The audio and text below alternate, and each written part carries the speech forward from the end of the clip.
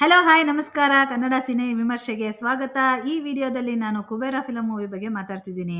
ಬನ್ನಿ ಮೂವಿ ಹೇಗಿದೆ ಅಂತ ನೋಡೋಣ. ಮೊದಲು ಮೂವಿ ಡೈರೆಕ್ಟರ್ ಬಗ್ಗೆ ಮಾತಾಡಿದರೆ ಶೇಖರ್ ಕಮುಲ ಅವರು, ಮತ್ತೆ ನಾಗಾರ್ಜುನ್ ಅವರು ದೀಪಕ್ ತೇಜ್ ಆಗಿ ಮಾಡ್ತಿದ್ದಾರೆ. ರಶ್ಮಿಕಾ ಮಂದಣ್ಣ ಅವರು ಸಮೀರಾ ಆಗಿ, ಧನುಷ್ ಅವರು ದೇವ ಆಗಿ, ಮತ್ತೆ ಜಿನ್ ಸಾರ್ಬ್ ಅವರು ನೀರಜ್ ಮಿತ್ರ ಆಗಿ, ದಿಲೀಪ್ ಥಾಲಿ ಅವರು ನೀರಜ್ ಫಾದರ್ ಆಗಿ, ಹರೀಶ್ ಅವರು ಸಿದ್ದಪ್ಪ ಆಗಿ ಮಾಡಿದ್ದಾರೆ.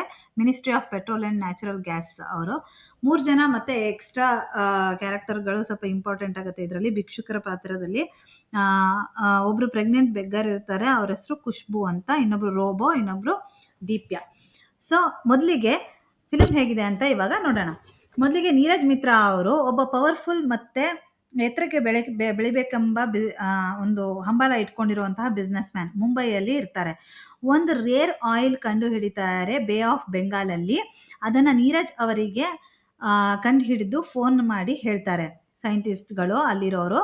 ಅದಕ್ಕೆ ನೀರಜ್ ಅವರು ಬೇರೆ ಯಾರಿಗೂ ಹೇಳಬೇಡಿ ಅಂತ ಹೇಳಿ ರಾತ್ರೋರಾತ್ರಿ ಪೆಟ್ರೋಲ್ ಮತ್ತೆ ಆಯಿಲ್ ಮಿನಿಸ್ಟರ್ ಸಿದ್ದಪ್ಪ ಹತ್ರ ಹೋಗಿ ಇದನ್ನ ಹೇಗಾದ್ರೂ ಗೌರ್ಮೆಂಟ್ ಅವರು ಆಗಲ್ಲ ಅಂತ ಹೇಳಿ ಅಲ್ಲಿ ಇರೋ ಜನನ ಸಾಯಿಸಿ ಪ್ರೈವೇಟೈಸೇಷನ್ ಮಾಡಿ ನನಗೆ ಕೊಡಬೇಕು ಅಂತ ನೀರಜ್ ಅವರು ಕೇಳ್ತಾರೆ.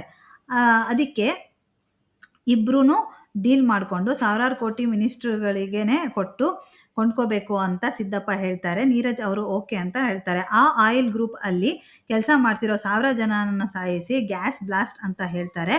ಗೌರ್ಮೆಂಟ್ ಇಂದ ಈ ತರ ತಪ್ಪು ಆಗಿದೆ, ಅದನ್ನ ಮ್ಯಾನೇಜ್ ಮಾಡೋದಕ್ಕೆ ಆಗೋದಿಲ್ಲ ಅಂತ ಪ್ರೈವೇಟೈಸೇಷನ್ ಮಾಡ್ತೀವಿ ಅಂತ ಹೇಳಿ ನೀರಜ್ ಅವರಿಗೆ ಕೊಡ್ತಾರೆ. ಸೊ ಈಗ ನೀರಜ್ ಅವರು ಸಾವಿರಾರು ಕೋಟಿ ಹಣವನ್ನ ಬ್ಲ್ಯಾಕ್ ಅಲ್ಲಿ ಕೊಡೋರಿಗೆ ಕೊಟ್ಟು ವೈಟ್ ಅಲ್ಲಿ ಕೊಡೋರಿಗೆ ಕೊಡಬೇಕು. ಅವಾಗ ಅದಕ್ಕೆ ಅವರಿಗೆ ಅಷ್ಟೊಂದು ಹಣ ಹೇಗೆ ವೈಟ್ ಮಾಡೋದು ಅನ್ನೋದನ್ನ ಗೊತ್ತಾಗೋದಿಲ್ಲ. ಅದಕ್ಕೆ ಅವ್ರ ಅಪ್ಪನ ಹತ್ರ ಡಿಸ್ಕಸ್ ಮಾಡಿದಾಗ ಅವರು ಇತ್ತೀಚೆಗೆ ಒಳ್ಳೆಯವರು ಎಲ್ಲಿ ಸಿಗ್ತಾರೆ, ಇಷ್ಟೊಂದು ದುಡ್ಡು ಸಿಕ್ಕಿದ್ರೆ ಯಾರು ಎತ್ಕೊಂಡು ಹೋಗ್ತಾರೆ ಅವ್ರವ್ರ ಅಕೌಂಟಿಗೆ ಹಾಕಿದ್ರೆ ಅಂತೆಲ್ಲ ಮಾತಾಡ್ತಿರ್ತಾರೆ.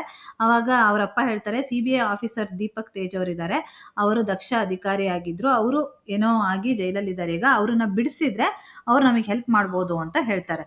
ಸೊ ಅದಕ್ಕೆ ದೀಪಕ್ ಅವ್ರನ್ನ ಜೈಲಲ್ಲಿರೋರ್ನ ಬಿಡಿಸ್ತಾರೆ. ಬಿಡಿಸಿ ನಮಗೆ ಈ ತರ ಹೆಲ್ಪ್ ಮಾಡಿ ಅಂತ ಹೇಳ್ತಾರೆ. ದೀಪಕ್ ಅವರು ಅದೇ ನಾಗಾರ್ಜುನ ಅವರು ಇದನ್ನ ಮಾಡೋದಕ್ಕೆ ಒಪ್ಕೋತಾರೆ.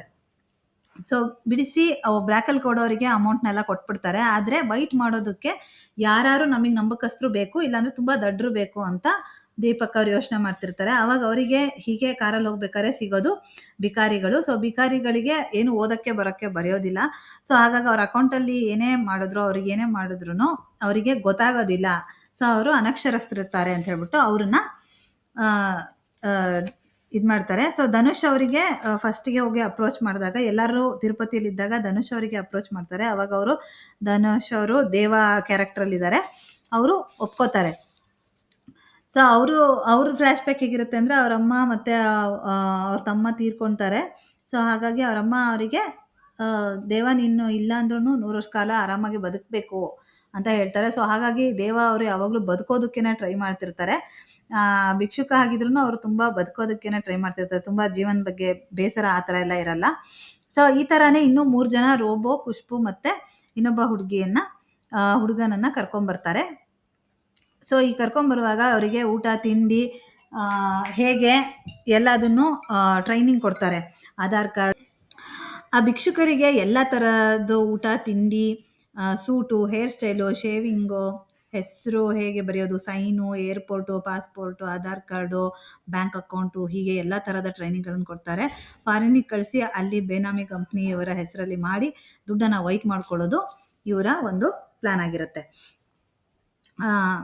ಆದರೆ ನೀರಜ್ ಅವರು ಈ ಬಿಕಾರಿಗಳನ್ನು ಕೆಲಸ ಆದ ಮೇಲೆ ಸಾಯಿಸ್ಬಿಡಿ ಅಂತ ಹೇಳ್ತಾರೆ. ಅದು ದೀಪಕ್ ಅವರಿಗೆ ಗೊತ್ತಿರಲ್ಲ. ಮೊದಲನೇ ಬಿಕಾರಿ ಹೋಗಿ ಸೈನ್ ಮಾಡಿ ಐ ಟೆಸ್ಟ್ ಎಲ್ಲ ಕೊಟ್ಟ ಮೇಲೆ ಬ್ಯಾಂಕ್ ಅಕೌಂಟ್ ಟ್ರಾನ್ಸ್ಫರ್ ಆದಮೇಲೆ ಅವನನ್ನು ಸಾಯಿಸ್ತಾರೆ. ಅದು ದೀಪಕ್ಗೆ ಗೊತ್ತಾಗುತ್ತೆ. ನಾನು ಹೇಳಿರಲಿಲ್ಲ ಸಾಯಿಸೋಕ್ಕೆ, ಈ ಥರ ಮಾಡೋದಾದರೆ ನಾನು ಕೆಲಸ ಮಾಡಲ್ಲ ಅಂತ ನೀರಜ್ಗೆ ಹೇಳ್ತಾರೆ. ನೀರಜ್ ಅವರು ನೀನು ಮತ್ತೆ ಜೈಲಿಗೆ ಹೋಗ್ತೀಯಾ, ನಿನ್ನ ಹೆಂಡತಿ ಮಗು ಸಾಯ್ತಾರೆ ಅಂತ ಹೇಳಿ ಬ್ಲ್ಯಾಕ್ ಮೇಲ್ ಮಾಡ್ತಾರೆ. ಹೀಗೆ ಬಿಕಾರಿಗಳನ್ನು ಎರಡನೇ ಬಿಕಾರಿಯನ್ನು ರೋಬೋ ಹಣ ಟ್ರಾನ್ಸ್ಫರ್ ಆದಮೇಲೆ ಅವ್ರನ್ನೂ ಸಾಯಿಸ್ತಾರೆ. ದೇವಾನ ಕರ್ಕೊಂಡು ಹೋಗಬೇಕಾದ್ರೆ ದೇವ ದೀಪಕ್ ಸರ್ಗೆ ಹೇಳ್ತಾರೆ, ಇಬ್ಬರು ಬಿಕಾರಿಗಳು ಯಾಕೆ ಬಂದಿಲ್ಲ ಇನ್ನು ಅಂತ ಹೇಳಿದಾಗ ದೀಪಕ್ ಅವರು ಅವನ ಮುಖಾನೇ ನೋಡೋದಿಲ್ಲ. ಆಮೇಲೆ ಸೈನ್ ಐ ರೆಕಗ್ನಿಷನ್ ಕೊಟ್ಟು ದೇವಾನನ್ನು ಸಾಯಿಸಬೇಕು. ಅಷ್ಟರಲ್ಲಿ ದೀಪಕ್ ಫೋನ್ ಮಾಡಿಬಿಟ್ಟು ಮನಿ ಟ್ರಾನ್ಸ್ಫರ್ ಆಗಿಲ್ಲ, ಅವನನ್ನು ಏನೂ ಮಾಡಬೇಡಿ ಅಂತ ಹೇಳ್ತಾರೆ. ಅಷ್ಟರಲ್ಲಿ ದೇವ ತಪ್ಪಿಸ್ಕೊಂಡು ರೈಲ್ವೆ ಸ್ಟೇಷನ್ಗೆ ಬರ್ತಾರೆ. ಅಲ್ಲಿ ರಶ್ಮಿಕಾ ಮಂದಣ್ಣ, ಸಮೀರಾ ಅವರ ಹೆಸರು ಇದರಲ್ಲಿ, ಅವರನ್ನು ಮೀಟ್ ಮಾಡ್ತಾರೆ. ಸಮೀರಾ ಅವರಿಗೆ ಅವರು ಮನೆ ಬಿಟ್ಟು ಓಡಿ ಬಂದಿರ್ತಾರೆ.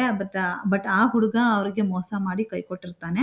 ಹಾಗಾಗಿ ರೈಲ್ವೆ ಸ್ಟೇಷನಲ್ಲಿ ಅಳ್ತಿರ್ತಾರೆ. ಅದಾದಮೇಲೆ ಸಾಯೋಕ್ಕೆ ಅಂತ ಹೋದಾಗ ದೇವ ತಡೆದು ಬದುಕೋಕ್ಕಾಗಿ ಬದುಕ್ರಿ, ಯಾರಿಗೋಸ್ಕರನೂ ಬದುಕೋದು ಬೇಡ, ಬದುಕೋಕ್ಕೋಸ್ಕರನೇ ಬದುಕಬೇಕು ಅಂತಾರೆ. ಸಮೀರಾ ಅವ್ರ ಫ್ರೆಂಡ್ ರೂಮ್ಗೆ ವಾಪಸ್ ಹೋದಾಗ ಅವರ ಫೋನಿಂದ ದೀಪಕ್ ಸರ್ಗೆ ದೇವ ಅವರು ಫೋನ್ ಮಾಡ್ತೀನಿ ಅಂತ ಹೇಳ್ಬಿಟ್ಟು ಇಸ್ಕೊಂಡು ಮಾಡಿರ್ತಾರೆ. ಸೊ ಆವಾಗ ನಾನು ಇಲ್ಲೇ ಇದ್ದೀನಿ ಅಂತ ಹೇಳ್ತಾರೆ. ದೀಪಕ್ ಅವರು ದೇವನ ತುಂಬ ಹುಡುಕ್ತಿರ್ತಾರೆ. ನೀರಜ್ ಡೀಲ್ ಸೈನ್ಗೆ ಆಗೋಕ್ಕೆ ಇನ್ನು 1 ವೀಕ್ ಟೈಮ್ ಇರುತ್ತೆ. ಸೊ ಹಾಗಾಗಿ ದೇವ ಅಕೌಂಟಲ್ಲಿ ಇರೋ ದುಡ್ಡು, ಸಾವಿರಾರು ಕೋಟಿ ಇರೋ ದುಡ್ಡು ಬೇಕಾಗಿರುತ್ತೆ ಇವರಿಗೆ ಅರ್ಜೆಂಟಾಗಿ. ಹಾಗಾಗಿ ದೀಪಕ್ಗೆ ಪ್ರೆಷರ್ ಹಾಕಿರ್ತಾರೆ. ಸೊ ಸಮೀರಾ ನಂಬರ್ನ ಟ್ರೇಸ್ ಮಾಡಿ ಅವರ ಹತ್ರ ದೇವ ಎಲ್ಲಿದ್ದಾನೆ ಅಂತ ಕೇಳ್ತಾರೆ. ಹೀಗೆ 2-3 ಸಾರಿ ಸಮೀರಾ, ದೇವ, ದೀಪಕ್ ಅವರದ್ದು ಭೇಟಿ ಆಗ್ತಾ ಇರುತ್ತೆ. ಆದರೆ ದೇವ ಅವ್ರು ಇನ್ನೂ ಸಿಕ್ಕಿರಲ್ಲ. ಅದೇ ದೇವ ಬಿಕಾರಿ ಆಗಿರೋದ್ರಿಂದ ಅವ್ರಿಗೆ ಸಿಗೋದೇ ಇಲ್ಲ. ಕೊನೆಗೆ ನೀರಜ್ಗೆ, ನಾನು ಹೇಳಿದ ಕೆಲಸ ಮಾಡೋದು ತನಕ ನಿನಗೆ ನಾನು ದುಡ್ಡು ಕೊಡಲ್ಲ, ನನಗೆ ಆ ದುಡ್ಡೆಲ್ಲ ಬೇಕು, ದುಡ್ಡಿಂದ ಎಲ್ಲ ಬಿಕಾರಿಗಳ ಒಂದು ಕಷ್ಟ ನಿಂತು ಹೋಗುತ್ತೆ ಅಂತ ಹೇಳ್ತಾರೆ. ಸೊ ಆಮೇಲೆ ದೀಪಕ್ ಅವರು ದೇವ ಅವರಿಗೆ ಸಿಕ್ಕಿದಾಗ ದೀಪಕ್ ಅವ್ರನ್ನ ಕಿಡ್ನಾಪ್ ಮಾಡಿಬಿಡ್ತಾರೆ. ಆವಾಗ ದೇವ ಅವ್ರು ಹೇಳ್ತಾರೆ, ನಮಗೆ 3 ಹೊತ್ತು ಊಟ ಕೊಟ್ಟರೆ ಸಾಕಾಗಿತ್ತು, ನೀವು ನಮ್ಮನ್ನು ಯಾಕೆ ಸಾಯಿಸ್ತಿದ್ದೀರಾ ಅಂತ ಹೇಳ್ತಾರೆ. ಅದಕ್ಕೆ, ಇಲ್ಲ, ಖುಷ್ಬೂನ ನಾನು ಸಾಯಿಸಿಲ್ಲ, ಅವಳು ಪ್ರೆಗ್ನೆಂಟ್ ಇರೋದ್ರಿಂದ ಅವಳನ್ನು ಅಡಗಿಸಿಟ್ಟಿದ್ದೀನಿ ಅಂತ ಹೇಳ್ತಾರೆ. ಸೊ ದೀಪಕ್ ಸರ್ ದೇವನ ಕಾಪಾಡಿ ಅಲ್ಲಿ ಖುಷ್ಬು ಹತ್ರ ಕರ್ಕೊಂಡೋದಾಗ ನೀರಜ್ ಕಡೆಯವ್ರು ಬಂದು ದೇವನ ಹಿಡ್ಕೊಳಕ್ಕೆ ಹೋಗಿ ಎಲ್ಲರನ್ನೂ ಸಾಯಿಸ್ತಾರೆ. ದೀಪಕ್ ಸರ್ ದೇವನ ಕಾಪಾಡಿ ಖುಷ್ಬು ಪಾಪುನ ಕಾಪಾಡ್ತಾರೆ. ಖುಷ್ಬುನ ಕಾಪಾಡೋದಕ್ಕಾಗೋದಿಲ್ಲ, ಅವಳು ಸತ್ತೋಗ್ತಾಳೆ. ಸಮೀರಾ, ದೇವ ಮತ್ತು ಆ ಪಾಪುನ ಎತ್ಕೊಂಡ್ಬಿಟ್ಟು ಹೋಗ್ತಾರೆ. ನೀರಜ್ ಕಾಲ್ ಮಾಡಿ ಒಂದು ದಿನ, ಏನು ನಿನಗೆ ಬೇಕು ದೇವ ಅಂತ ಕೇಳಿದಾಗ, ನನಗೆ ಆ ದುಡ್ಡು ಅಕೌಂಟಿಗೆ ಟ್ರಾನ್ಸ್ಫರ್ ಮಾಡು ಅಂತ ಹೇಳ್ತಾರೆ. ದೀಪಕ್ ಸರ್ ಸತ್ತಿರೋದ್ರಿಂದ ದೇವಾಗ ತುಂಬ ಬೇಜಾರಾಗಿ, ನೀನು ಒಂದಿನ ಭಿಕ್ಷುಕ ಆಗಿ ಇರು ನೋಡೋಣ ಅಂತ ಹೇಳ್ತಾರೆ. ಆಮೇಲೆ ಅವನು ಒಂದು ದಿನ ಭಿಕ್ಷುಕ ಆಗೂ ಇರ್ತಾರೆ. ಆದರೆ ಅವನಿಗೆ ಕೊನೆಗೆ ಮಗು ಸಮೀರಾ, ದೇವ, ನೀರಜ್ ಕಸದ ತೊಟ್ಟಿಯಲ್ಲಿ ಸಿಕ್ಕಾಗ, ನಿನಗೆ ಏನು ಬೇಕು ಕೇಳು ಕೊಡ್ತೀನಿ ಅಂದಾಗ, ಓಕೆ, ಈ ಮಗುನ ಅಮ್ಮನ ಬದುಕಿಸು ನೋಡೋಣ ಅಂತ ಹೇಳ್ತಾರೆ. ನಿನ್ನ ಪ್ರಾಣ ಆದರೆ ಪ್ರಾಣ, ಬೇರೆಯವ್ರ ಪ್ರಾಣ ಆದರೆ ಪ್ರಾಣ ಅಲ್ವಾ, ಯಾಕೆ ನಾವೆಲ್ಲ ಬದುಕೋದೇ ತಪ್ಪ, ಹಾಗಾದರೆ ನಮಗೇನೋ ಒಂದು ಬೆಲೆನೇ ಇಲ್ವಾ, ಹಾಗೆ ಸಾಯಿಸಿದ್ರೆ ಏನು ಅರ್ಥ ಅಂತ ಹೇಳ್ಬಿಟ್ಟು ಎಲ್ಲ ಕೇಳಿದಾಗ ಅವರನ್ನು ಹೀಗೆ ಗಲಾಟೆ ಆಗುತ್ತೆ. ಗಲಾಟೆ ಆಗಬೇಕಾದ್ರೆ ನೀರಜ್ ಅವರು ಆಕಸ್ಮಿಕವಾಗಿ ದೇವನಿಂದ ಸಾಯ್ತಾರೆ. ಸೊ ಸತ್ತಾಗ ಸಮೀರಾ ಸಮಾಧಾನ ಮಾಡ್ತಾಳೆ, ಬಿಡು, ಇವನು ಸಣ್ಣ ಪಾಪು, ಈ ಪಾಪು ಬದುಕಬೇಕಂದ್ರೆ ಇವನು ಸಾಯಲೇಬೇಕಾಗಿತ್ತು ಅಂತ ಹೇಳ್ಬಿಟ್ಟು ಎಲ್ಲ ನೀರಜ್ ಅವರೇ ಸತ್ತ ಮೇಲೆ ದೇವ, ಮಗು, ಸಮೀರಾ ಎಲ್ಲ ತಿರುಪತಿಗೆ ಹೋಗಿ ಅಲ್ಲಿರೋ ಅವ್ರ ಜೊತೆ ಮಾತಾಡ್ಬೇಕಾರೆ, ಇವನ ಹೆಸರು ಏನು, ಪಾಪು ಹೆಸರು ಅಂತ ಕೇಳಿದಾಗ, ಪಾಪು ಹೆಸರು ಕುಬೇರ, 100 ಕೋಟಿ ಕುಬೇರ ಅಂತ ಹೇಳ್ತಾರೆ. ಅಲ್ಲಿಗೆ ಈ ಕತೆ ಮುಗಿಯುತ್ತೆ. ಸೊ ಹೀಗೆ ಮೂವಿ ತುಂಬ ಚೆನ್ನಾಗಿದೆ, ಒಂದ್ಸತಿ ಆರಾಮಾಗಿ ನೋಡ್ಬೋದು. ತುಂಬಾ ಚೆನ್ನಾಗಿ ಮೂವಿ ಮಾಡಿದ್ದಾರೆ.